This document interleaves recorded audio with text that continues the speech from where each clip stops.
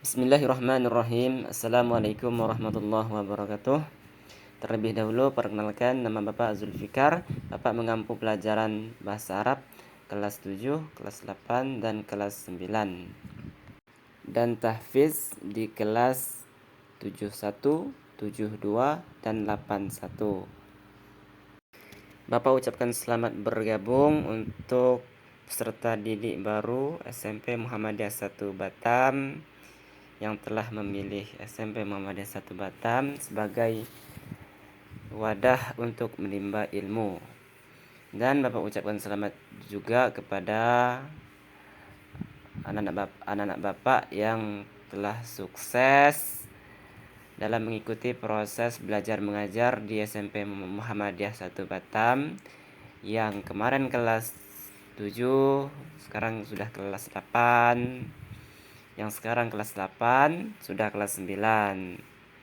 Nah, di kelas yang baru ini haruslah lebih semangat belajarnya.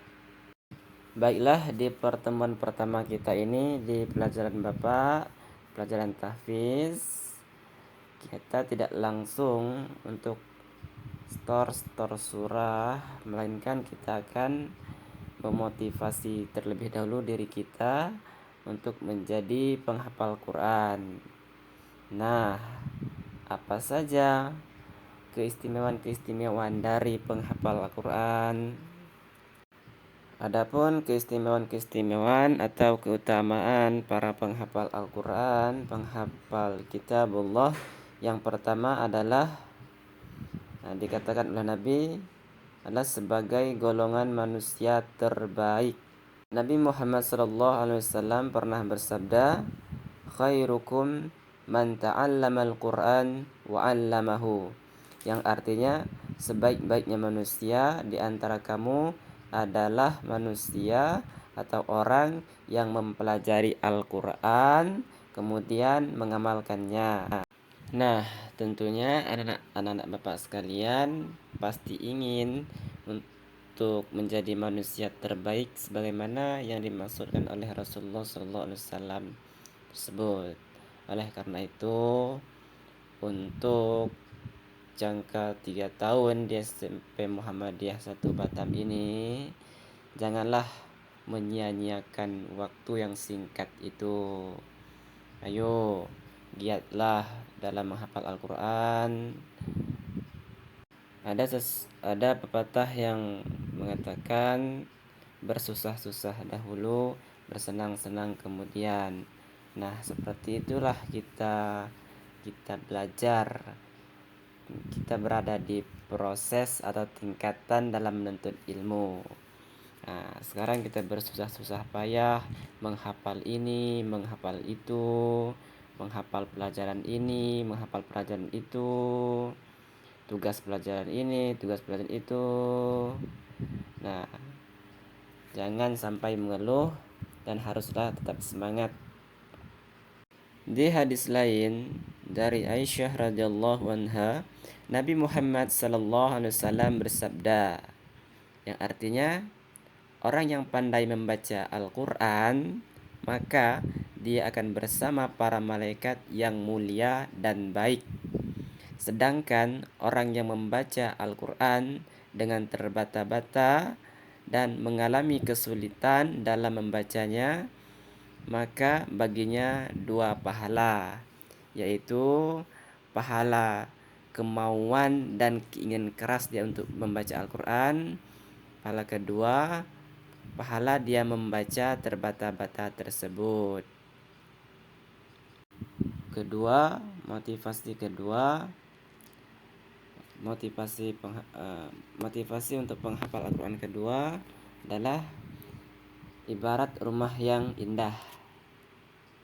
Apa maksudnya? Nah, dengan menghafal Al-Quran, hati akan menjadi lebih indah dan tenang. Hal ini juga disampaikan oleh Nabi Muhammad SAW dalam hadis riwayat At-Tirmizi dari Ibnu Abbas. Rasulullah SAW bersabda, yang artinya sesungguhnya seseorang yang di dalam jiwanya tidak ada sedikit pun dari Al-Quran ibarat sebuah rumah yang rusak. Nah, pasti tidak enak ketika kita tinggal di sebuah rumah yang rusak. Atap bocor, keramik pecah, dinding bolong. Seperti itulah ibarat kalau kita selama kita hidup kita tidak memiliki hafalan sedikit pun. Dan juga ke depannya anak-anak Bapak semua akan menjadi calon imam untuk keluarganya. Nah, oleh karena itu ayo Bapak mengajak di SMP Muhammadiyah 1 Batam ini, ayo tingkatkan semangat dalam belajar. Hadis ini sesuai dengan firman Allah Subhanahu wa taala yang berbunyi, A'udzubillahi minasyaitonirrajim. Bismillahirrahmanirrahim. Allazina amanu. Bapak ulangi. Allazina amanu wa tatma'innu qulubuhum bi dzikrillah.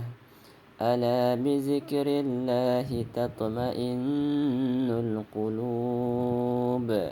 Yang artinya, orang-orang yang beriman dan hati mereka menjadi tentram dengan mengingat Allah. Nah, dengan kita menghafal Al-Quran, membaca Al-Quran, berarti kita mengingat Allah, karena Al-Quran itu merupakan perkataan Allah atau disebut dengan kalamullah. Nah, untuk sampai di sini saja pelajaran kita hari ini. Untuk pertemuan berikutnya kita masuk ke tahapan setoran Al-Quran. Nah, setiap anak Bapak diwajibkan untuk menyetorkan hafalannya dari An-Nas sampai Al-Ikhlas. Sekian yang dapat Bapak sampaikan. Assalamualaikum warahmatullahi wabarakatuh.